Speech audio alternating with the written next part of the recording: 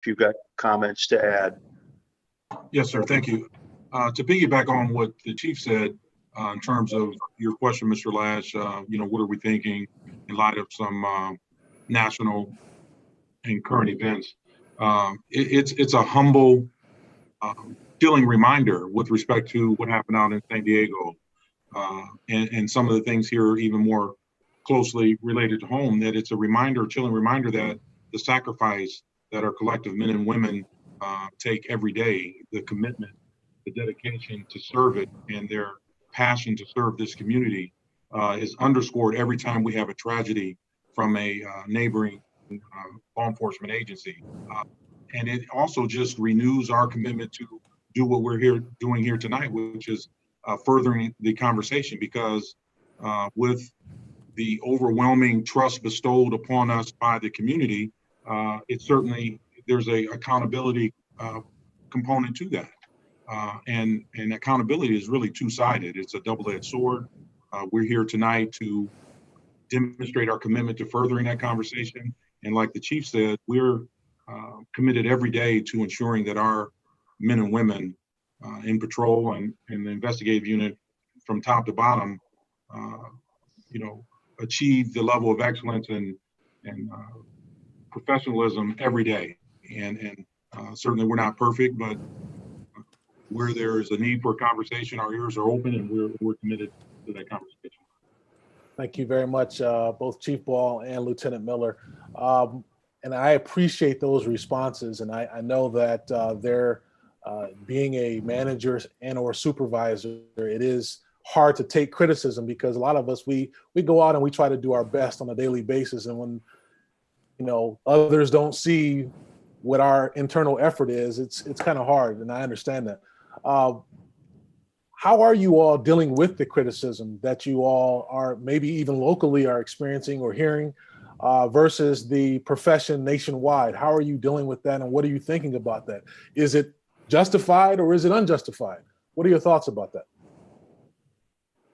Well, I think what's natural is for us to personalize that and to look at our own organization.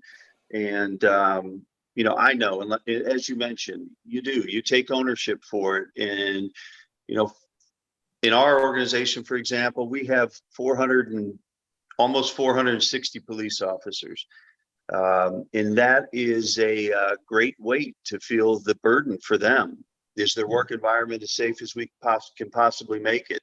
Have we given them the training and the supervision and to the level that's going to allow them to go out in the community and excel, to do the things that we want? Have we conveyed enough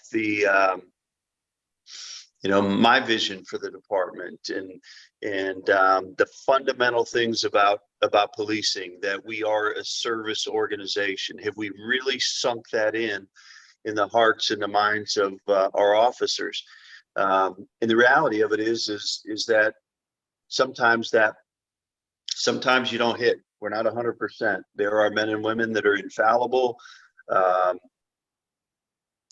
We are not immune to a negative incident taking place.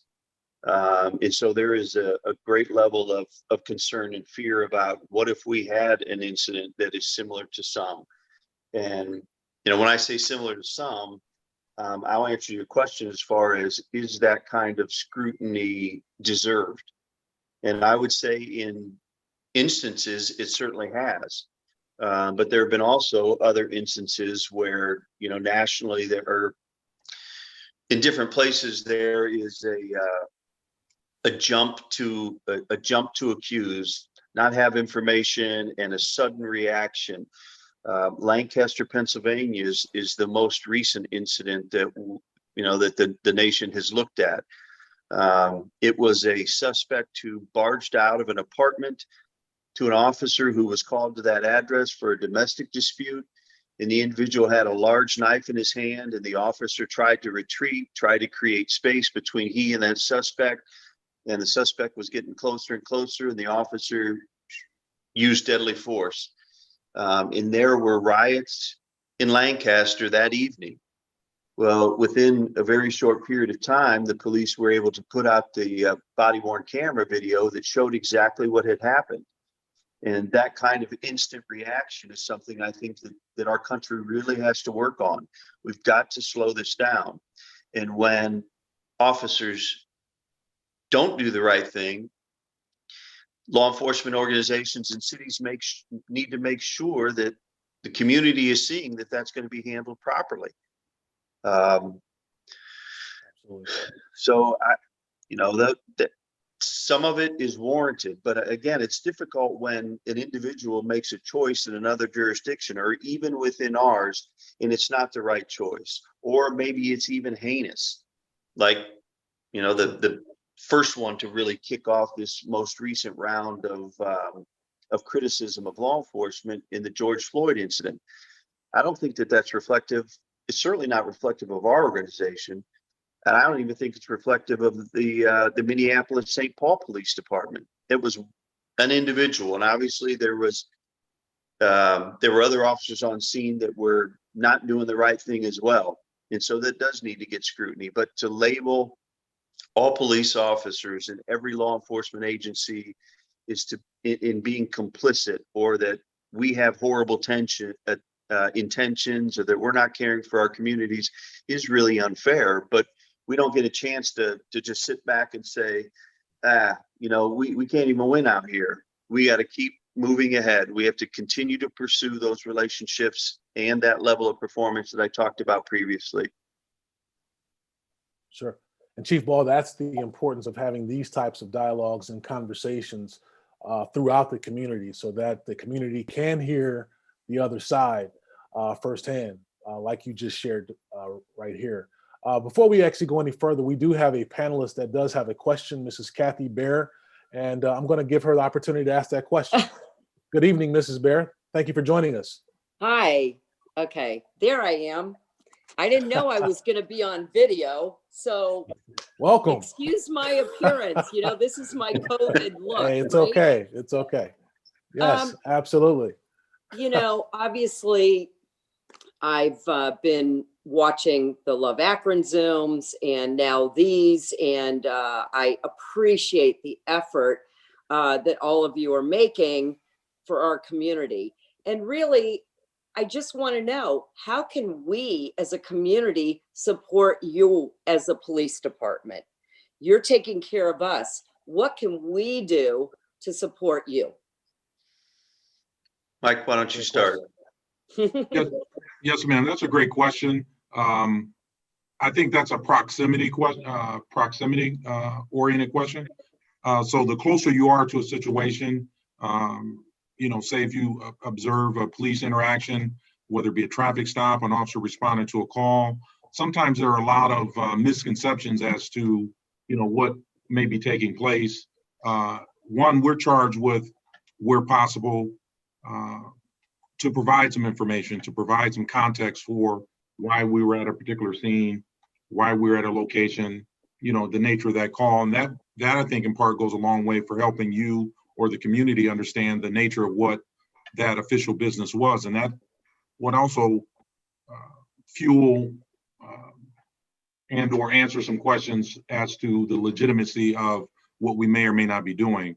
But what, to a broader point, what can you or the community do is just try to have, and as you do, and there's a very large segment of the community that kind of understands, appreciates, and we get that some people may not always agree with our actions, but as a whole, everything, there's one of my captain's mentors shared with me, said, when you have time, take time.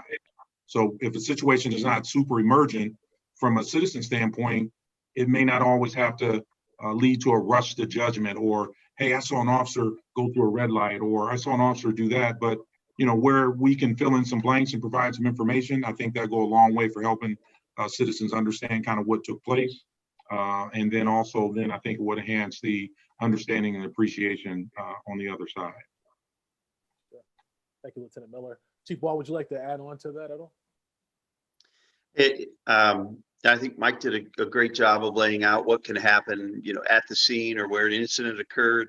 I think another part of it is we get we get letters from the community frequently, emails, cards, notes, and I've started a practice of having those sent out to all of our officers in the department for them to know that there is an incredible amount of support and care for the community, or for the police department from the community. People let us know they're praying for our safety, for our healthy work environment and good relations with the community, and that really is a great pick-me-up. And I've gotten really wonderful response from the officers saying it's making a difference on a daily basis. So hearing, those good feelings is really nice. And I think having open and honest conversations with the people that when these topics come up, be a part of those conversations, help you make yourself educated so that what are some of the bigger pictures. Don't repeat a story if you don't know it to be true, if you don't have all the facts. Kind of compel others around you to have some temperance till things play themselves out. And mostly it is, don't judge an entire profession based on the actions of a few people. That doesn't fit in any work environment that there is. Doctors, lawyers, and people kid about the lawyer jokes, and the reality of it is every lawyer is not the same, just like every police officer is not the same. And I've heard a lot of comments about not all cops are bad. No, that's not even close. Not even close. Most police officers are exceptional people that do a job that has an incredible impact in our communities. And there are a handful, and it's a handful, nationally, that shouldn't be in the business. And we need to be making sure that when that becomes known, that we're taking the right steps to make sure that they don't have that privilege any longer. But it's a privilege for us to work for our communities. So those are a few ways that people can help us. Sure. Thank you for that response. And we actually have another question from Mr. Tony. I can't see his name, but we actually are going to have him question. But I have a question that I would like to ask prior to him coming on. And this question comes from Mr. Ken Logney. And his question is, speak to the number of total police interactions with the public compared to the number of shootings. Also, what starts a call to an officer and what should be expected in that encounter upon arrival? If either of you can speak to that, that is a question coming from Mr. Ken Logney from Copley. Sure, I can, and I apologize. I'm at my home and not in my office, so I don't have. Sure. I have some of the numbers I'm very familiar with, but I don't have them all memorized. But last year, for example, the estimate was 375 million interactions between police and the public responding for calls for service. That's not bumping into somebody and having a casual exchange in a restaurant or on the street. 375 million calls for service. There were 999 people that were killed by officers in the line of duty. Of those, the number of unarmed suspects that were killed, I know the number for African Americans, it was 9 in all of 2019.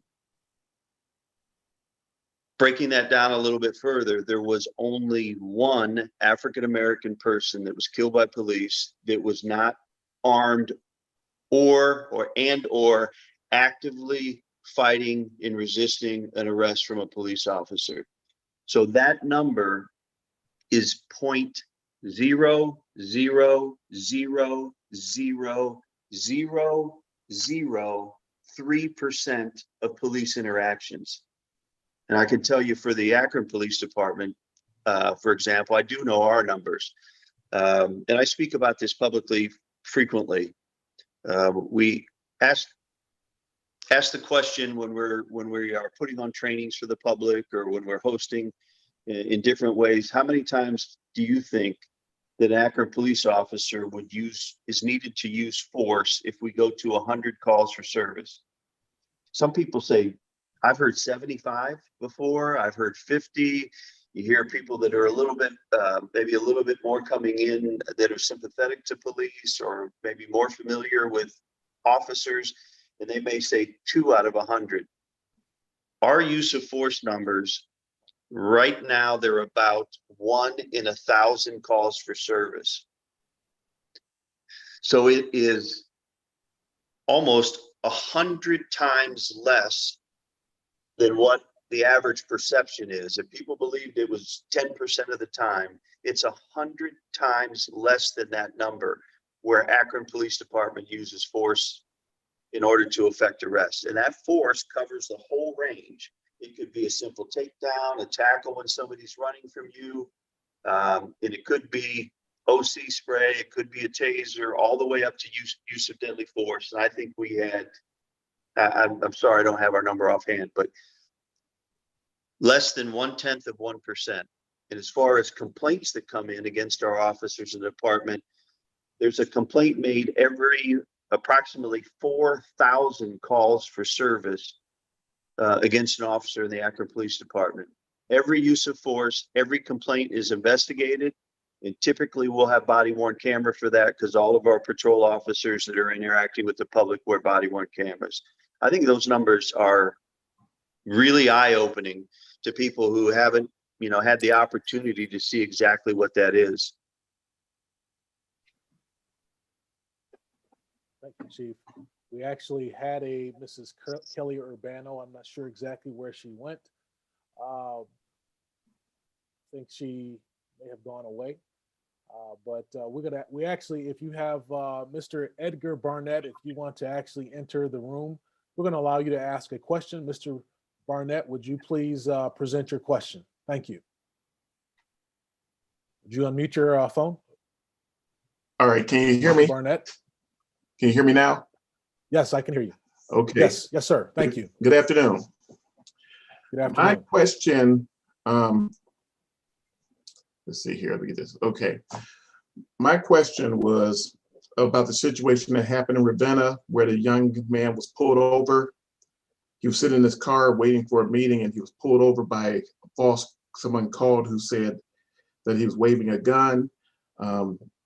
It almost made national news. That was a family member of mine. He called me that night after it happened. And I was wondering, has police discussed this? Like I said in my question, I don't want people not to want to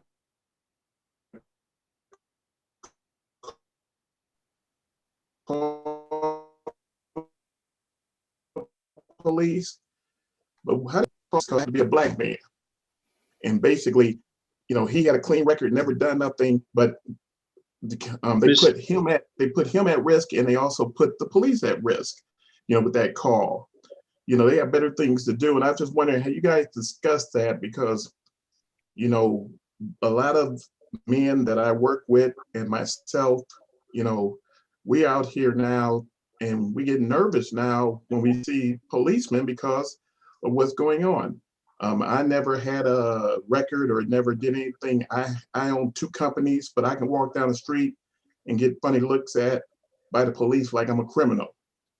But that's not the issue. The issue is, these people now are calling you guys on bogus stuff. And I know you have to look at it, but how do you handle somebody who's going to keep calling you because they just don't like the color of my skin and say, oh, he looks suspicious because he lives in a nice house? Well, I own the house. You didn't see me there. You live across the street, but you're going to call the cops because you just feel like messing with me. I just wonder, how is that handled? Thank you, Mr. Barnett, for your question. Either Chief Ball or Lieutenant Miller, whichever would like to answer that, feel free. Yes, sir. Thanks for your question, Mr. Barnett. Very important question. And I think the common denominator to a lot of these unique scenarios rests with the conversation piece. So we have daily conversations. We communicate often about scenarios, things like that. There are roll call trainings that the shift commanders, lieutenants, and sergeants give officers on the patrol shifts, especially when a unique situation like the Ravenna situation would come up. And when I say a communication issue, a lot of times it's incumbent upon, and why we stress on the front end when the call is received in our communication center to dispatch, it's very critical to get very detailed and accurate information. providing it's not an immediate crisis. That goes back to the whole, if you have time, take time. And our dispatchers as a whole do a great job slowing sometimes callers call and they have anxiety and they're trying to give information quick. And maybe from a distance, to the extent of that Ravenna scenario, his cell phone may have looked like an unknown object to that caller. I'm not sure.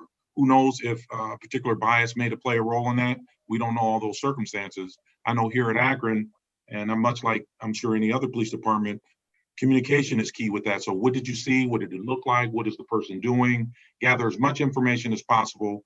But the other critical component is what's being relayed to the frontline officer responding to that call. What do they know? What were they told? You know, how accurate was that information? I think a lot of that goes a long way to shape how an officer will then eventually interact. I watched that Ravenna video, and I thought, number one, that the gentleman in the car had exceptional composure, considering, you know, one, then two, then multiple officers, and it had to be an unnerving situation he found himself in. But then the officers, I don't think, at least from the standpoint that I saw, and maybe there were different video, but I didn't see really any overreaction to that. I thought in particular, one officer responded by trying to give as much information as he knew. To your point, Mr. Barnett, that does not minimize the concern or perspective you have for that family member or a situation you may have found yourself in. I know that we are tasked daily with ensuring that our people are armed with the best information and that they approach each situation tactfully, appropriately, and our goal in every encounter is to ensure that every citizen in the community is safe in every situation, or as safe as possible. Thank you, Lieutenant Miller. We have another question, but Chief Ball, if you want to chime in on that question before we go to the next panelist. No, I think Lieutenant Miller covered it well. As a matter of fact, great. I didn't hear most of the question anyways. Okay. There was I was losing audio.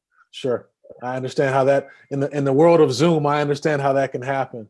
But in all fairness, we have another panelist who is going to come on the screen, and it's a very familiar name to I'm sure many of you. But Sylvia Trundle, welcome to this conversation this evening. How are you?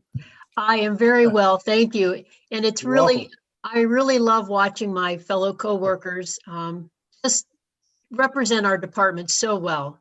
And that's why I offered the comments that I did, because these two gentlemen really have stood up, you know, at a difficult time to represent our agency, to know that people can be proud of the department that's out there serving them on a daily basis. Those are great comments. That's why I wanted to share with Kathy when she asked about what maybe, you know, citizens can do to assist the police and fire departments out there. And we do have two different funds that I highlighted, one being a fund at the Akron Community Foundation that's for Summit County police and fire engagement. And Mike Miller is the epitome of what community engagement's about with the ice cream truck he did several years ago.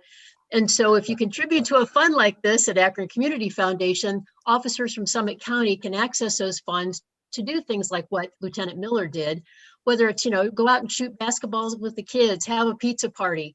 It's things that often officers were doing out of their own pockets. So this was just a fund established to help, you know, folks have a better relationship in our community. And the other one that I'm very proud of is our Summit County Safety Forces Support Center. And as you can imagine, with all the critical incidents going on, first responders do need somewhere safe that they can go and have confidential counseling sessions for themselves, and oftentimes even their families are affected by what's going on. And this organization provides those services. And again, donations are always welcome to help support that initiative. Sure. Thank you, Ms. Trundle. Thank you for joining us this evening. And that was some great comments about your colleagues. So thank you very much. I do actually, from the chat, there was an addition to some additional information that was submitted by Mr. Barnett that he wanted to share, is that in speaking about the situation about his relative, he stated that one officer had his gun drawn and the other did not. So could you speak to that as to why that might be? I think he wants to know why those types of situations occur. And I know you don't know specifically, but that's what he threw in the chat. I know. I if you don't mind, I can kind of provide some perspective from a patrol officer standpoint, 18 of my 21 years were spent in the patrol division, and many of that time I was assigned to patrol in a district car. Can't answer specifically how or why one officer will react from a tactical standpoint different than the other, but I can tell you most often it could be a vantage point. So say, for example, one officer might be closer to the car, closer to the window, and has a different perspective. And the other one could be kind of in a cover position, if you will, a little further back and may not have that perspective. Again, I'm not saying those were the reasons as to why those particular officers did it, but most often, depending on your proximity to the subject or the person, that could dictate who does what and when. Again, to Mr. Barnett's point, that could have turned out to be a bad situation.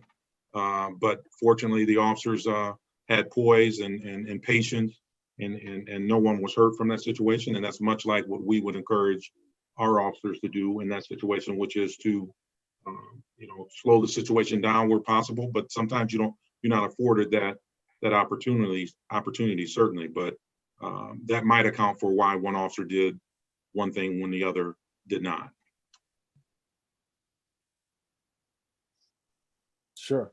Thank you very much, Lieutenant Miller. And this is actually a comment from our last conversation that we wanted to just place within this conversation this evening. This came from Mrs. Eileen Goldman, and she says, I also feel for the police. Too many have guns, and they have to remember that at every time they stop someone, they have to worry about that. But it's hard to understand why some people are shot running away. The person running may not be guilty of anything, but just are afraid of how they're going to be treated and aren't thinking properly. Can you speak to that particular comment coming from Eileen Goldman? Sure, I will. Well, there obviously each situation is unique. And there are a number of different factors that play into this. One of the things is that there is pretty much a standard belief in communities that if somebody is shot in the back, that is a heinous act by a police officer. But what people haven't seen, or they haven't been trained in, the fact when somebody is running and they're reaching back to shoot a police officer, they're right-handed, they're reaching back quickly, that officer shoots, that officer is going to shoot that suspect in the back. So you could have that incident be completely justified, but it's really difficult to say something such a general question and try to put explanation to it without having very specific factors that matter in that case. The Akron Police Department, we had an incident earlier this year or late last year where we had a suspect that was shot, and it was in the lower rear torso and the rear end, I believe. And it was exactly that situation. He had turned and taken a shooting stance against our officers. By the time they had they perceive, it takes a while before that what they see gets to their brain, gets to their muscles in order to respond. And that person was turning suddenly to continue his flight.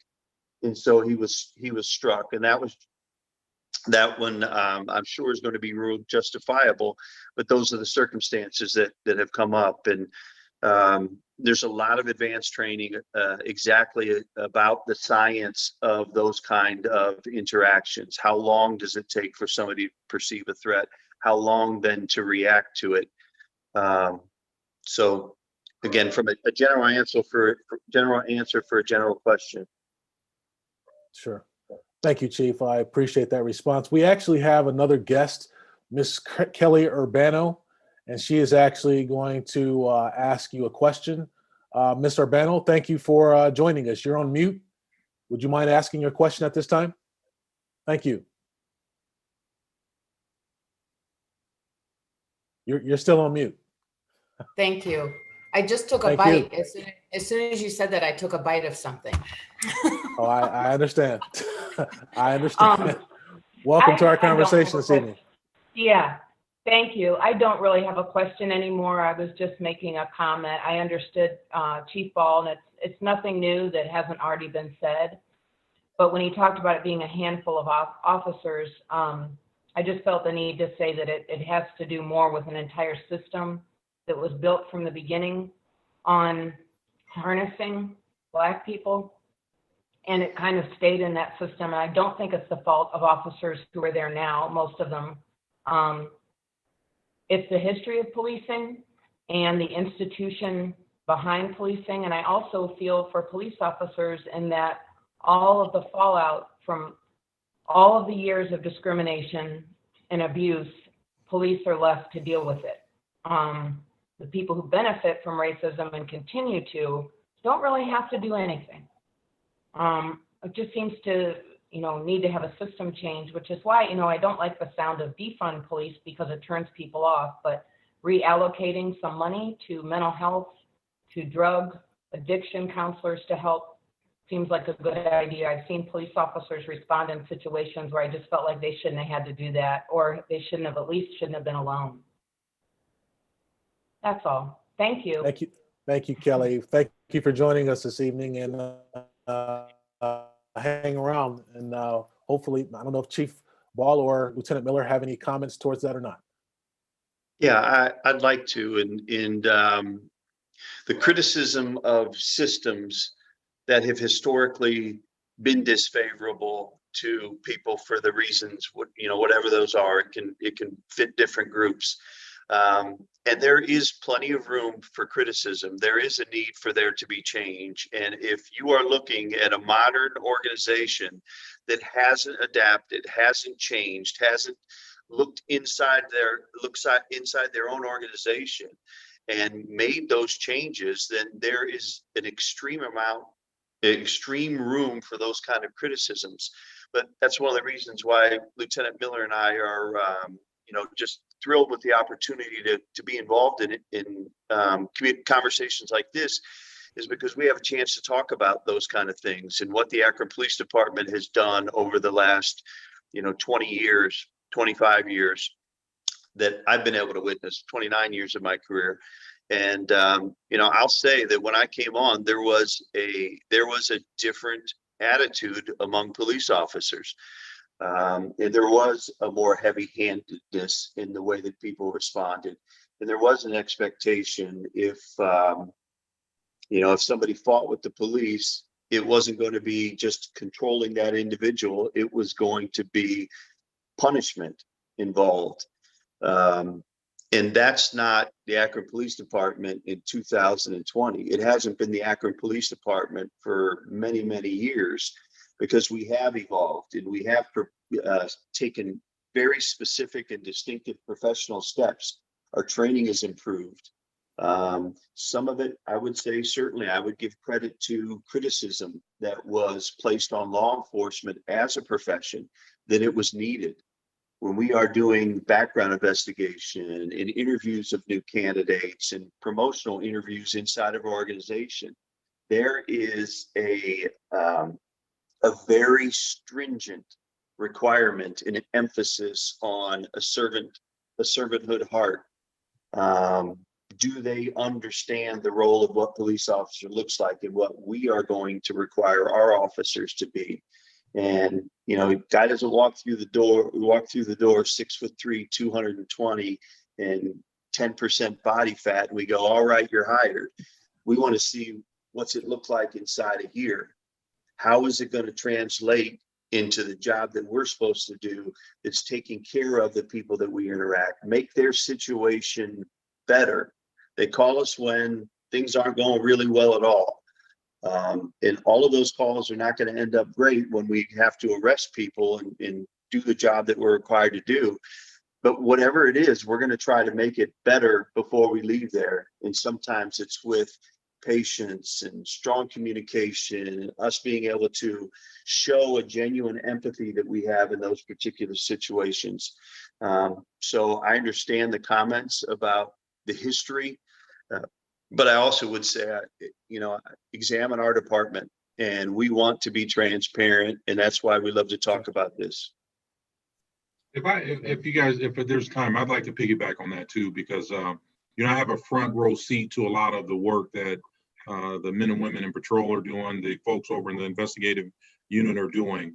And that's an outstanding question, first of all. And it gives us yet another opportunity. We understand as an agency from top to bottom that a critique sharpens the sword, you know, and our sword is held high with a commitment, and we renew that commitment every day to serve this community at the highest fashion possible. There's oftentimes to say, humanize the badge and show our humanity, and there are a lot of our community policing programs are actually geared for just that. But I wish, and I'll go back to the critique sharpens the sword. I wish more people had an opportunity to walk the halls of this building. Obviously, COVID doesn't prevent that right now. Would have an opportunity to be up close or sit next to our officers, in particular in patrol, listen to some of the stories and how they're impacted by some of these calls. And I'm reminded of a call. Unfortunately, it resulted in one of our homicides with one of our young people, a 14-year-old girl, a few months back. We had a brand new officer. I think it's day 2 or 3 on the street. He did not share the ethnicity and race of the particular victim. But imagine a 2-day officer on the street jumping right in and performing CPR, fighting desperately to save someone who looked nothing like him. I take that back to sharpen the sword. Officers do not flinch. They haven't flinched. I've seen it on the patrol side. I'm sure same way on the investigative side. And these are just reminders of the, when you're called to action, there's no time for the ancillary messiness of society to come into play and interfere. We have an absolute duty to perform and try to enhance safety and save people's lives. And this rookie officer who was on the street for 2 days, less than 3 days, that was an exemplary example of that commitment. And another incident where unfortunately the 8-year-old was shot and killed on Roselle, West Akron, off of Manchester. One of our officers, because of the critical care needed to that victim, essentially jumped in the driver's seat of the paramedic unit, the EMS, and drove that EMS unit to the hospital. That officer, looking nothing like the child victim, but did everything he could to get her to the hospital so paramedics can have both hands trying to help save that child's life. And there are tons of other examples. I give it to you not as a cliche response, but I know that our men and women in this police department I've worked with, sat next to, are absolutely committed to protecting this community without question. Thank you, Lieutenant Miller. I can feel your passion about when you talk about your colleagues. So thank you for that. I actually have, as time is winding down, I actually have Reverend Lori Porter. I actually had her closing, but I guess she had a question. So we're going to let her come in and ask her question real quickly, if you don't mind. And then we're going to we have a few more questions and then we'll close up. Reverend Porter. Thank you. Thank you. Thank you. I couldn't help but think that or wonder how much of what we see sometimes can be associated with information that's being communicated to officers when people are calling in, because I personally had an experience where I was literally here 7 minutes away from where I live, and my grandson texted me and said, just thought you'd want to know the police are in the driveway. There's about 4 cop cars outside. Somebody pulled in our driveway and ran. And I'm like, I mean, he's 15, he's cool as a cucumber about it. Not me, right? Because he's Black and in America.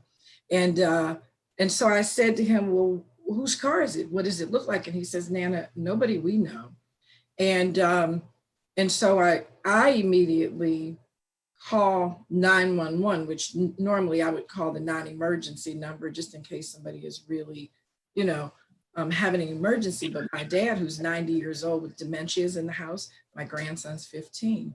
So I call and say, this is what's going on. We don't know the person that's in the driveway. the operator says whatever she says. And I say to her, I said, well, I'm not there, so I'm concerned because they don't know who's in the house, and they don't know that this person in the driveway is not related to us, and we don't know this person. Thinking to myself that the officers, they're in blue, but they have nerves and they can be anxious, and it can be scary for them. So I wanted to kind of create just an opportunity for them to be confident that they didn't have any problems coming from inside the house. And the operator said to me, well, I'm not there either. Is it pardon me? Right, as I could have got a ticket that day, because I'm just going to tell you, Chief Paul, Officer Miller, Chief Miller, y'all could have gave me a ticket because I probably drove 65 because there's 4 police cars, and the 2 that I love are inside the house. So how much do you think plays a part of some of what we see? What part of that do you think is contributed to how communication is given to the officers? Thank you, Reverend Porter. Well, there always are those risks that are involved. That if communication is not tight, specific, that there could be a problem. The reality of it is we see far more often that it is the other way. Our officers may not get enough information in going to the call, and they could be put at risk. There's also a tendency, and we see this most frequently of the 3 issues, where callers will report that there are firearms involved because they're hoping that'll expedite the response of our police officers.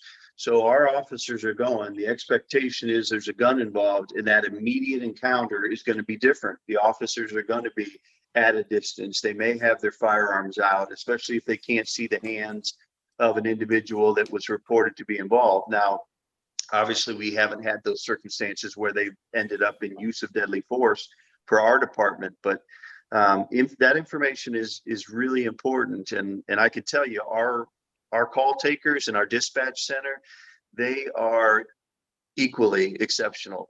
Their training is constant. They're very up to date. Their policies and procedures are all modeled after best practices in the industry, and they too don't stop. Their learning doesn't stop, and the way that they operate is never just completely standard. It's exceptionally fluid too. But I'll talk to our communications captain about it and make sure that let him know that comment came up today, and we'll see if there's anything that we're missing. But we'll be open to it. We appreciate you bringing that to us. Sure. Thank you for that question, Reverend Porter. And before we only have a few more minutes with you gentlemen this evening. But before we actually continue in our conversation, Chief, as you know, we all read some articles in the paper this week, and you were featured in that article, and you were referenced as expressing some frustration and anger. Would you mind sharing with us this evening, kind of on a personal level, where you are as far as the frustration and the anger with how people may be viewing the Akron Police Department versus other departments throughout the country who may be engaging in wrongdoing, knowing that the APD is not, but sometimes all the men and women that are in blue are castigated in the same way. Can you kind of speak to us about your frustration and your anger? Sure. That's not a gotcha question. That's just I think that people would want to kind of hear from you. Well, that morning, and I mentioned this in that conversation. That morning, I'd read an article about 2 sheriff's deputies in Los Angeles County that were ambushed, sitting in their cruiser. Suspect walked up and point blank fired at both of them, hitting them multiple times. There was a 31-year-old female in the car, and then also I think 28-year-old male that was in the car. And there were people that were cheering it. outside or around the area of the shooting. And it was so hurtful to see that. And then when the ambulances took the 2 officers to a hospital for emergency treatment, there were already people that were organized there that were blocking the entrance to the emergency room. So it was delaying their treatment. And there were also people outside of the hospital, that same group, that were chanting, "We hope they die." And it just is devastating, because when I see something like that, I mean, much, everybody else, I think the community sees something happen in a different jurisdiction and they own it for whatever reason that is. And I can't say that that's not right or wrong. Well, I also own those things with law enforcement. And I think all of the criticisms that, and I'm not saying all the criticisms are unjust, but there is much of the criticisms that are unjust, and they make our neighborhoods less safe, and they put our officers at greater risk. And that really is hard to deal with as the leader of an organization, and you feel for the safety of all your people. And you know that those growing divisions are not going to work to make our neighborhoods safer.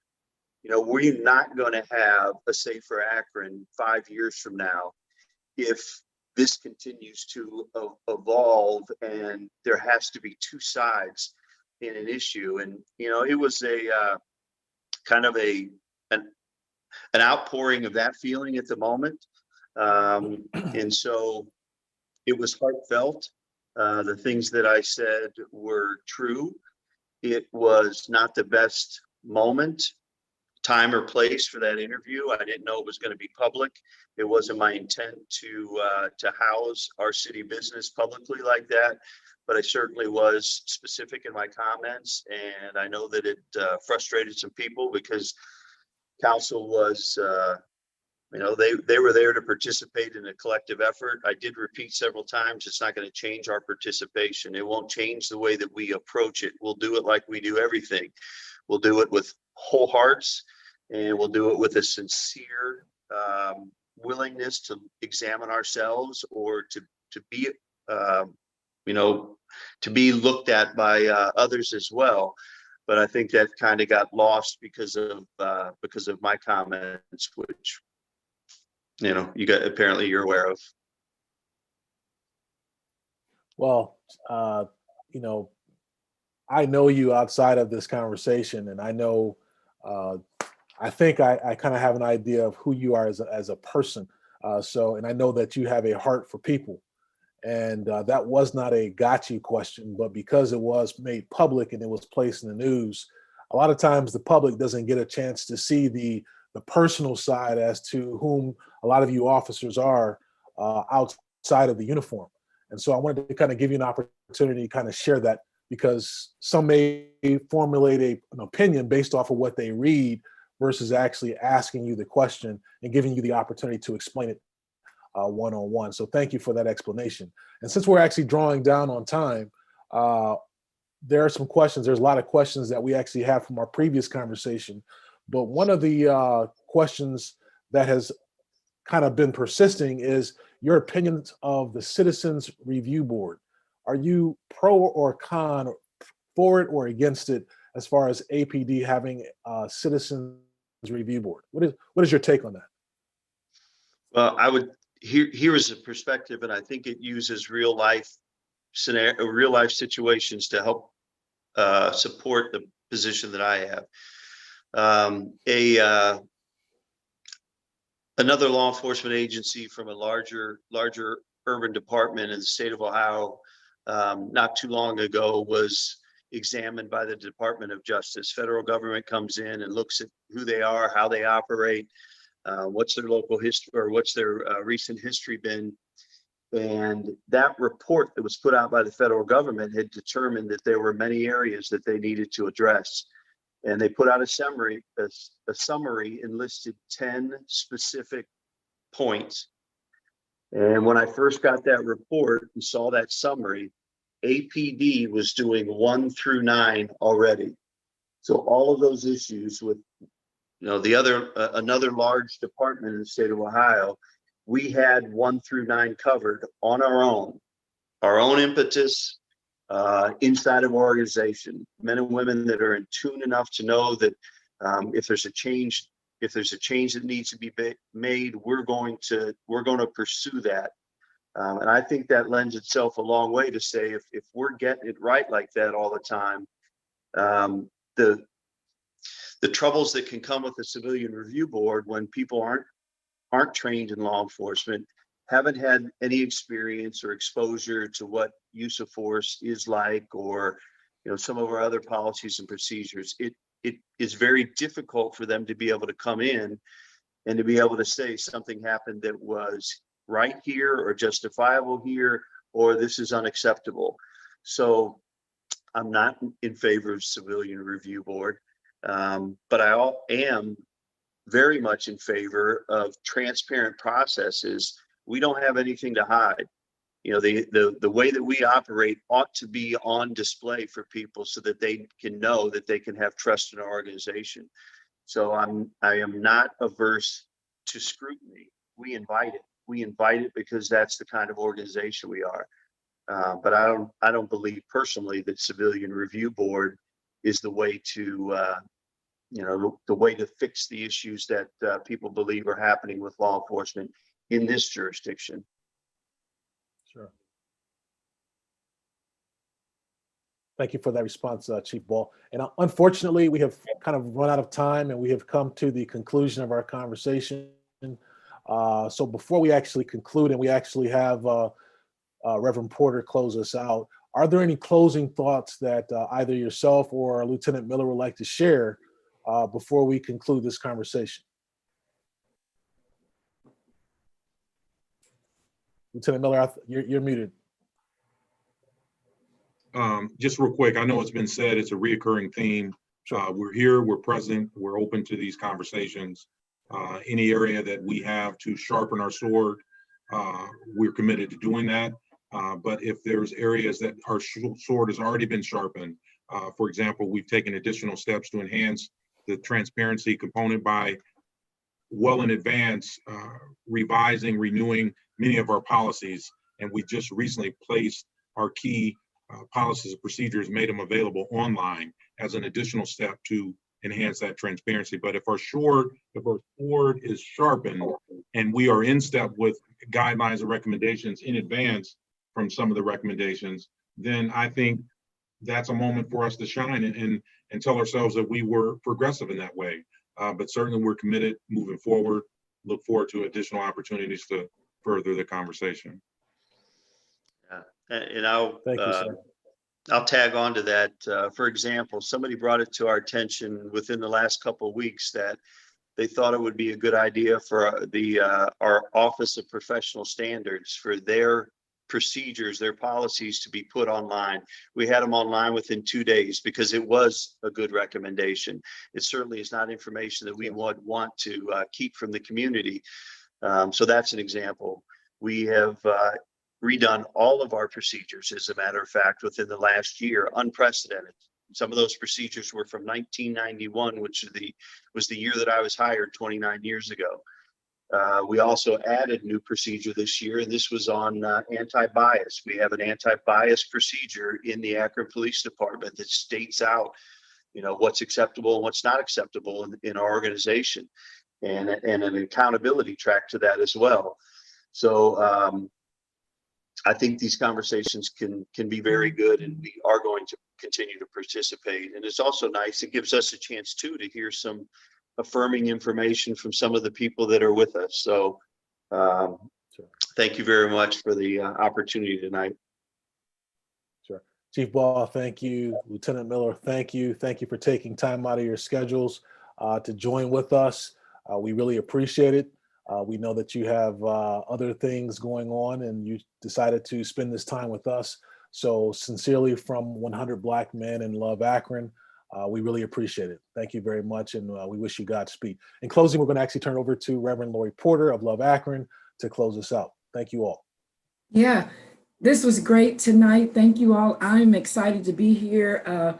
filling in for Coach Kemp. You know, it's football season, so you guys might not see him periodically, and you get stuck with me. Just want to remind you all that this kind of initiative, this kind of conversation is going on many platforms within Love Akron. We call it United Through Love. And so our relationship with 100 Black men, what we do on 3rd and 4th Wednesdays at 1:30, the Black and White conversation is to do exactly what we're doing tonight. Help us to develop meaningful relationships so that we can unite our community and hopefully the world through love. So thank you all for hanging out with us tonight. We look forward to seeing you the next time.